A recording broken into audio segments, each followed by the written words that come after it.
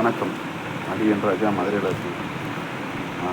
பொதுவாக அந்த கலத்திர தோஷம் அப்படின்றத பற்றி பார்த்தோம்னா, சித்தர் பெருமக்கள் நிறைய பாட்டு பாடி வச்சுருக்காங்க.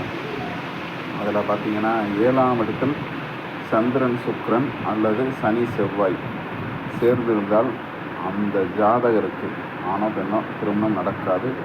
நடந்தால் கலத்திரம் நிலைக்க மாட்டார்கள். அப்படியே 2 பேரும் மனமொத்து இருந்தாலும் புத்திர பாக்கியம் இருக்காது அப்படின்னு எழுதப்படும்.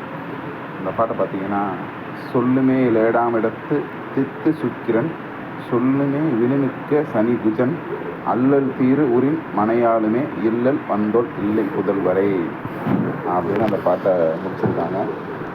அடுத்து 7ஆம் அதிபதியோட இன்னொருத்தர் சேர்ந்திருந்தால் எப்படி இருக்கும் அப்படின்னா, குரு சந்திரன் சேர்க்கை 7 கூடவே கூடாது அப்படின்னு ஒரு பாட்டு.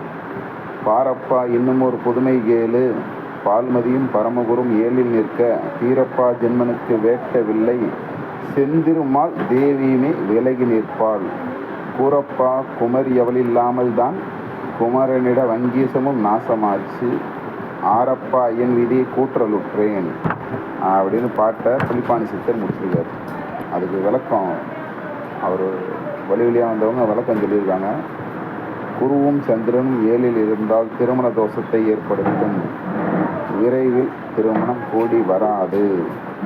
திருமணம் நடந்தால் மனைவி கணவனை விட்டு விலகி விடுவாள். ஒருவேளை அவர்கள் மனமுத்து வாழ்ந்தாலும் புத்திர விருத்தி இருக்காது அப்படின்னு சேர்த்து சொல்லியிருக்காங்க. நன்றி, வணக்கம்.